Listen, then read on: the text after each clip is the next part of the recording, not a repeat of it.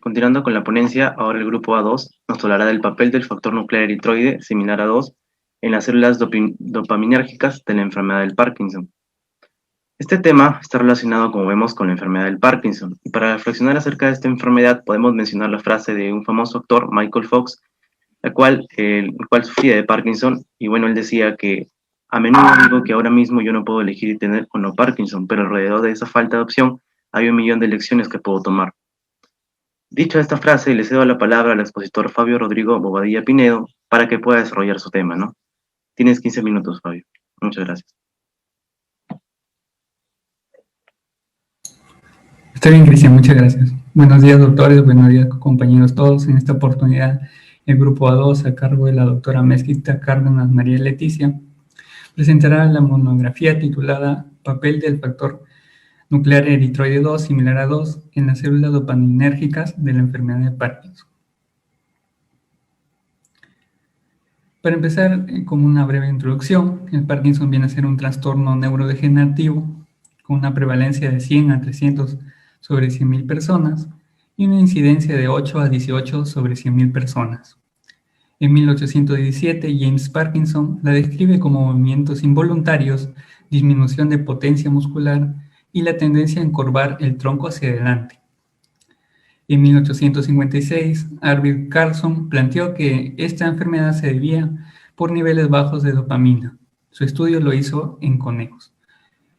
Mediante los avances tecnológicos, se determinó que la causa principal de esta enfermedad viene a ser la pérdida de las neuronas dopaminérgicas. Como principal factor es la vejez, ya que se altera la capacidad antioxidante, ocasionando un desequilibrio redox. En esta monografía nos centramos principalmente en la vía regulada por NRF2, la cual transactiva la expresión de genes con una actividad antioxidante, lo cual fue demostrado por Lastres y Becker al principio. Siguiente, por favor. Como justificación tenemos que el papel del factor nuclear eritroide 2 similar a 2, o NRF2, en la enfermedad de Parkinson, debido a su capacidad antioxidante, logra contrarrestar los efectos negativos de este trastorno. Como problema nos planteamos lo siguiente. ¿Cuál es el papel del factor NRF2 en las células dopaminérgicas de la enfermedad de Parkinson?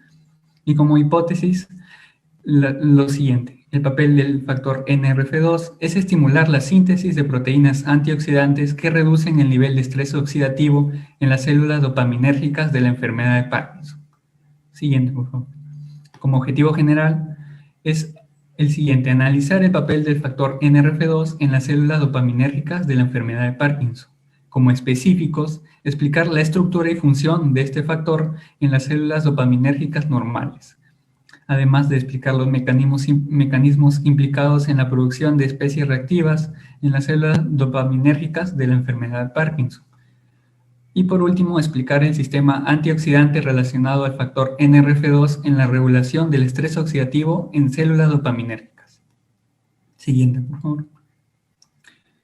Como mencioné, la enfermedad de Parkinson viene a ser un trastorno neurodegenerativo, tanto crónico como progresivo, que se ve implicado por la baja producción de dopamina en las células dopaminérgicas. Este trastorno es caracterizado por bradicinesia, temblores en reposo, rigidez muscular e inestabilidad del equilibrio. Además que el factor de riesgo, como mencionamos, es la edad, sobre todo si el paciente es mayor a 65 años. Tiene una etiología multifactorial, ya que depende tanto de factores genéticos como ambientales. Entre los factores genéticos tenemos a los genes presentes en los locus PARC1 hasta los PARC8, y también la presencia del alelo epsilon 4 de la apolipoproteína E. En relación a los factores ambientales tenemos el consumo de tabaco, café y té, de la exposición a tóxicos como herbicidas, pesticidas, metales pesados o productos industriales. Las manifestaciones clínicas del Parkinson, mediante pasa el tiempo y se desarrolla la enfermedad, estas se van a agravar. Principalmente como manifestaciones motoras, tenemos a los 4 signos cardinales que constan del temblor de reposo, rigidez en rueda dentada, acinesia y la disminución de la amplitud de los movimientos repetitivos. como manifestaciones no motoras, apatía o depresión, trastornos de sueño, síntomas sensoriales y disfunción autonómica. Las células implicadas o afectadas en esta enfermedad van a ser las células dopaminérgicas, las cuales son encargadas de producir la dopamina, que a su vez se encarga del movimiento, motivación y cognición del cuerpo, ¿no? Estas neuronas se desarrollan en la parte ventral del cerebro, que se extiende desde, rostralmente hasta la zona del tálamo e hipotálamo y caudalmente hasta la unión del mesencéfalo con el rombencéfalo. Además, se disponen en 3 regiones, como son el área retrorubral, la pars compacta de la sustancia negra y el área tegmental ventral. Y la función de estas células, bueno, como mencionamos, es la síntesis de la dopamina, la cual de manera general se da de la siguiente manera. Desde una L-tirosina, que es hidroxilada, se convierte en una L-dopa. Esta L-dopa es descarboxilada y finalmente se obtiene la dopamina.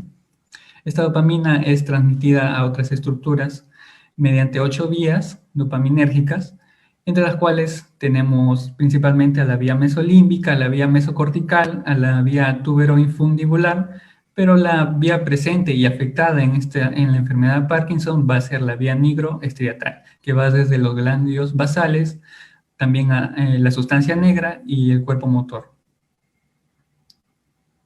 La transmisión de la dopamina regula el placer, también la motivación, sobre todo en las áreas de tegmental ventral, en la zona de las amígdalas, en el cerebro mismo, en el núcleo accumbens, en los núcleos olfatorios y en el área septal ventral.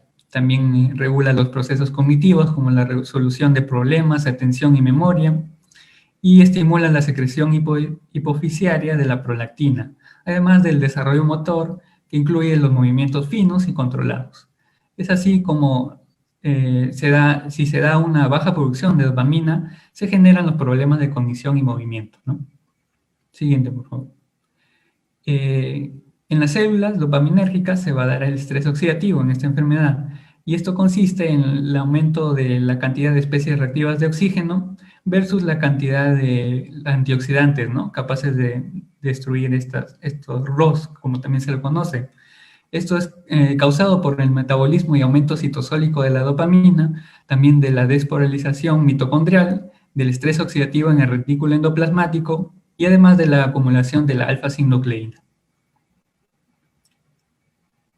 Entre los mecanismos de producción de ROS, como hemos mencionado, está la misma degradación de esta dopamina por la enzima MAO, una enzima que se encuentra en la membrana externa de la mitocondria, que genera, esta degradación genera la formación de superóxido, hidroxilo y peróxido de hidrógeno.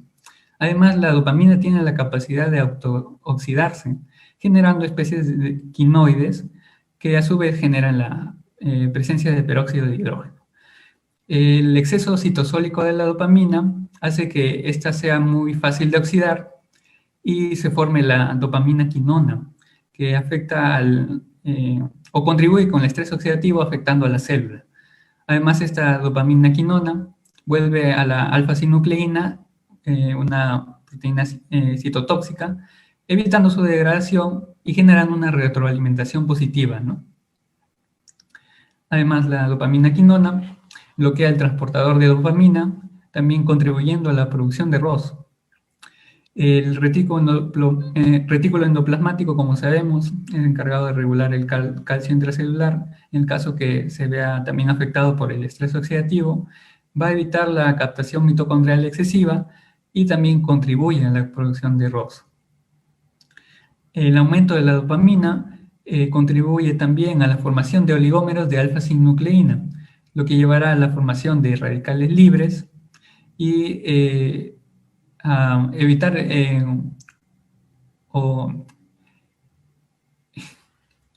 evitar el tráfico vesicular, ¿no?, afectando a las vesículas que se van a encargar de transportar todo dentro de la célula, llevando a una despolarización mitocondrial. Siguiente, por favor. El factor que nos hemos centrado, bueno, es el NRF2, el cual va a estar codificado por el gen NFE2L2, ubicado en el cromosoma 2, en el brazo largo, en la región 3, en la banda 1, subbanda 2. Consta de 5 exones, 2 intrones, una región promotora con secuencias ARE y EPRE y una región reguladora de secuencias XRE. Ante un estrés oxidativo, este factor se va a unir a secuencias ARE en las regiones promotoras de los diversos genes Diana con función citoprotectora, ¿no? Lo que va a ayudar a contrarrestar los efectos de los electrófilos reactivos, ¿no? También ante una autofagia selectiva, su activación de este factor se va a interactuar con la proteína KEAP1 y también con otras proteínas, ¿no? Y si se da la inactivación de esta proteína KEAP1, va a llevar a la acumulación de NRF2. La proteína NRF2 pertenece a una familia de proteínas básicas caracterizadas por contener en su estructura, bueno, en este caso en la región C-terminal, una cremallera de leucina o BCIP. Esta proteína también en su zona de C-terminal va a regular la expresión de las enzimas de desintoxicación de la fase 2. También va a participar esta proteína en la función antiinflamatoria, prevención de lesiones pulmonares, regulación de procesos cancerígenos. Esta proteína consta de 6 dominios NEH, del 1 al 6, con un peso de 78 kilodaltons, consta de 605 aminoácidos y en su región N-terminal es la responsable de unirse al ADN en los genes Diana, ¿no? Su región C-terminal es necesaria para la transcripción también. Los dominios, el primer dominio es el que contiene la cremallera de leucina y este dominio se va a dimerizar con la proteína MAF en el núcleo y se va a unir al ADN como un heterodímero. El segundo dominio es necesario para la interacción de NRF2 con la proteína KEAP1. El tercer, cuarto y quinto dominio van a interactuar con proteínas coactivadoras que controlan la transcripción de los genes Diana de NRF2. Y por último, el sexto dominio va a controlar la autorregulación de NRF2 independiente de KEAP1. Siguiente, por favor. El mecanismo de acción y regulación de NRF2 es el siguiente. Mediante la concentración citosólica de NRF2 en la célula va a estar regulado por la proteína KEAP1, que es un adaptador de sustrato de ligasa de ubiquitina sensible a redox. ¿Y qué pasa si no hay estrés oxidativo en la célula? El KEAP1 se va a unir a NRF2 mediante su dominio Kelch y el dominio NH2 del NRF2 va a ubiquitinizarse y se va a dar su próxima degradación en el protosoma, ¿no? Ante la presencia de estrés oxidativo, la proteína KEAP1 se va a inactivar por las especies reactivas de oxígeno. Esto llevará a una disociación del NRF2, el cual se va a translocar y acumular en el núcleo. Y como mencioné, se va a unir a proteínas MAF, en este caso SMAF, formando un complejo, ¿no? Que a su vez se va a unir a regiones ARE o EPRE de los genes Diana de NRF2. Estos genes Diana, por ejemplo, pueden ser los siguientes. Los genes de NAPT-H, quinona deshidrogenasa 1, glutatión S-transferasa, hemooxigenasa 1, glutatión peroxidasa, y por último la glutamato-cisteína ligasa, ¿no? Los cuales todos ellos tienen respuestas antioxidantes. Acá podemos ver un esquema de cómo el NRF2, cuando está unido a KEAP1, se ubiquitiniza y se da su próxima degradación proteasomal, ¿no? Pero en el caso que la célula, en el citosol esté afectado por especies reactivas de oxígeno, van a inactivar al KEAP1, disociándolo del NRF2, lo que llevará al NRF2 a translocarse al núcleo y acumularse ahí, uniéndose a proteínas MAP, que a su vez, como conjunto, se van a unir al ADN, ¿no? En la región promotora de los genes citoprotectores, como mencioné los ejemplos. Como conclusiones, tenemos que el factor nuclear eritroide 2 similar a 2 presenta 6 dominios NEH que le permiten regular la expresión de genes citoprotectores como respuesta definitiva frente a agentes oxidativos. El NRF2 Activa la expresión de genes citoprotectores que codifican enzimas antioxidantes, las cuales neutralizan las especies reactivas de oxígeno, disminuyendo así el estrés oxidativo. Y por último, los mecanismos implicados en la producción de ROS o especies reactivas de oxígeno en las células dopaminérgicas del Parkinson son el metabolismo y aumento citosólico de la dopamina, la despolarización mitocondrial, el estrés del retículo endoplasmático y la acumulación de la alfa-sinucleína. Eso sería todo por nuestra parte. Muchas gracias por la atención prestada.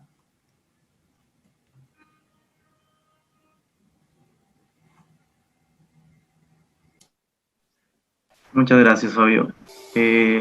Ahora le cedo la palabra al jurado si desea realizar algún aporte, ¿no? Sí, también, a ver, doctor Lozada. De acuerdo a lo que hemos visto, hay una gran carga causal genética. Respecto a qué se tiene en el tratamiento, si tienen referencia, ¿no?, de conocimiento actual del Parkinson, sobre todo es conocido la parte farmacológica y sobre la parte ambiental, pero sobre la parte genética, ¿hay algún avance? Gracias.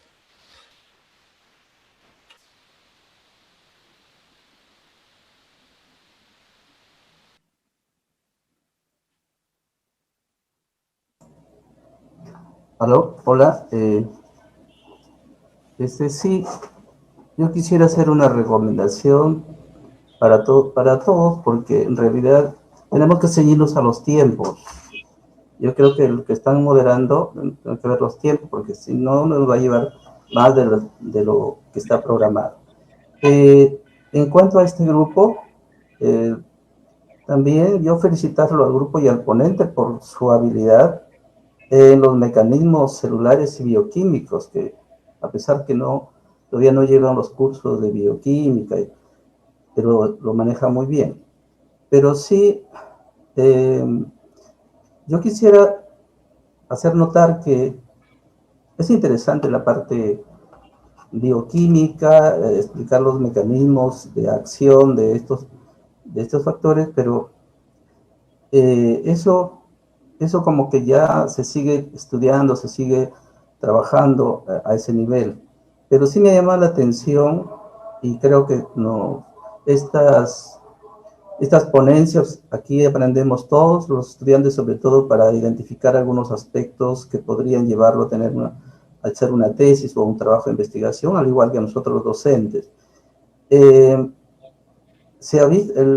ponente nos ha dicho que existe una relación con tantos factores, por ejemplo, los factores ambientales.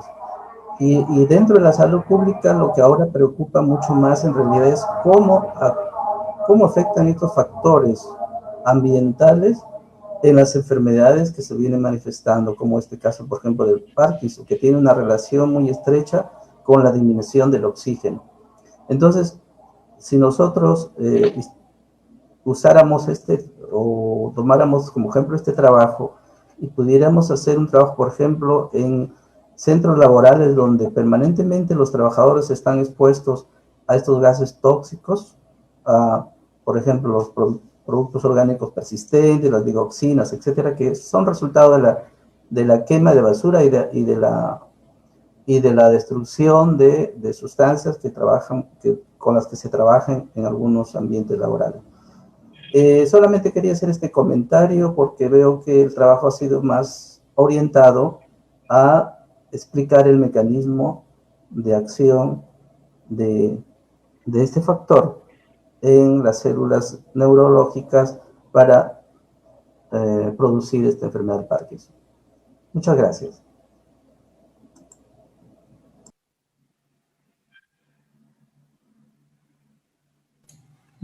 Sí, muchas gracias, doctor Florian. Disculpe, doctor Lozada, ahora paso a mencionarle lo que usted preguntó, ¿no?, sobre los factores genéticos.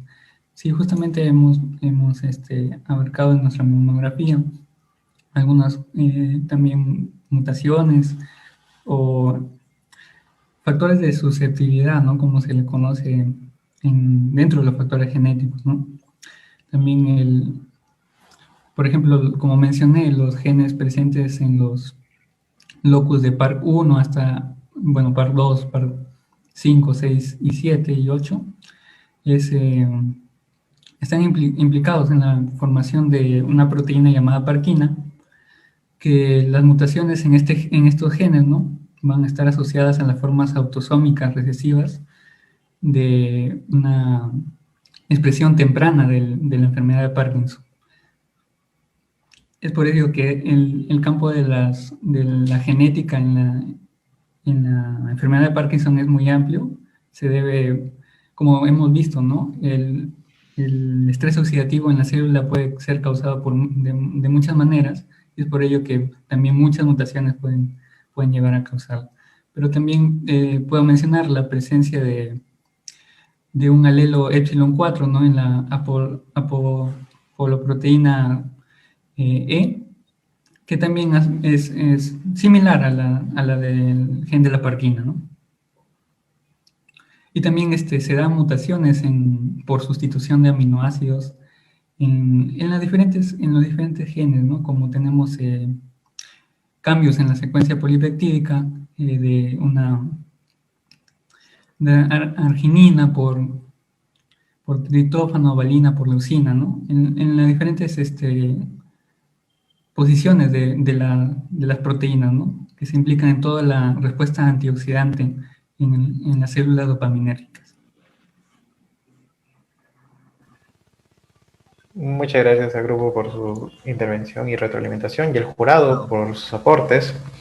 Ahora, continuando con el grupo A3. Todavía, al grupo, cuando realiza los objetivos tienen que estar muy correlacionados con las conclusiones, ¿no? Y acá el grupo ha sido muy minucioso en ese detalle, ¿no? Siempre cuando uno formula objetivos, entonces esos objetivos deben estar respondidos en la parte de conclusiones, ¿no?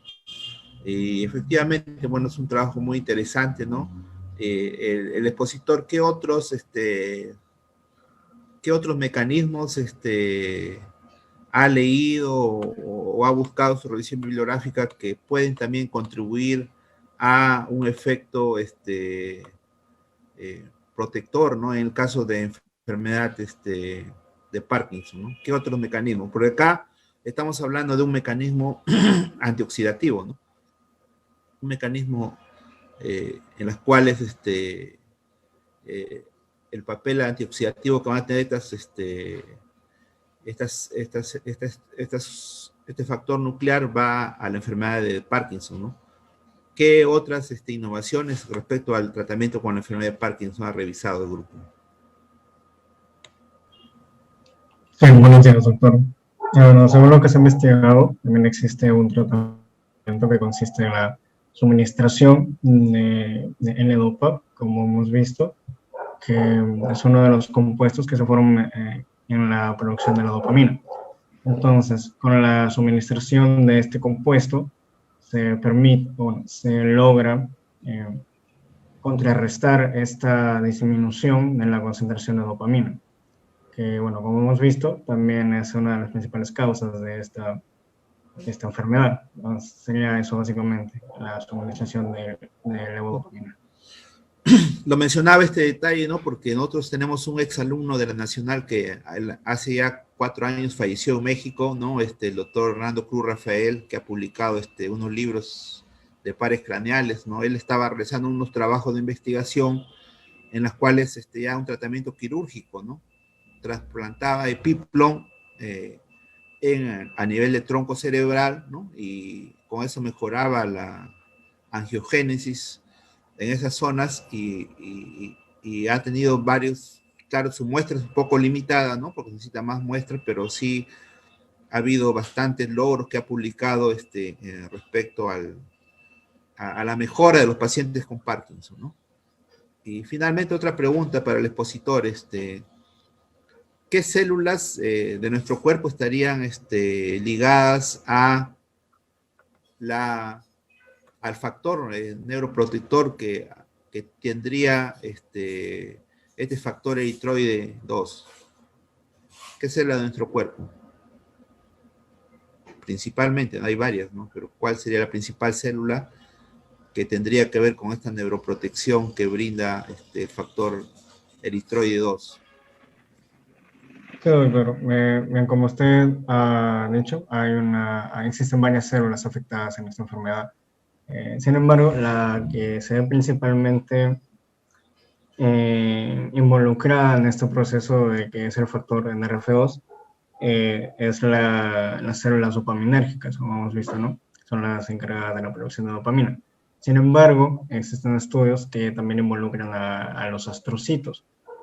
Bueno, como sabemos, esos astrocitos, una de sus funciones es también la función antioxidante de estas células. Entonces, mediante la activación de este factor, también en los astrocitos, también se puede contrarrestar los efectos de esta enfermedad. Sin embargo, no son tan principales, no son tan relevantes como lo son las células dopaminérgicas, que son el foco, básicamente. Sí, correcto. Eso lo decía como un aporte porque hay bibliografía actualmente, ¿no? Que recién han publicado la Escuela Española, está haciendo estudios con los astrocitos, ¿no? Para tratar en el tratamiento de esta enfermedad, ¿no? Es muy interesante. Felicitaciones, muchas gracias.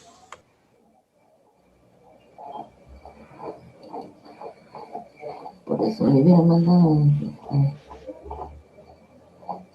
qué calor que ha hecho, ¿no? Bueno, muchas gracias, doctor, muchas gracias al grupo.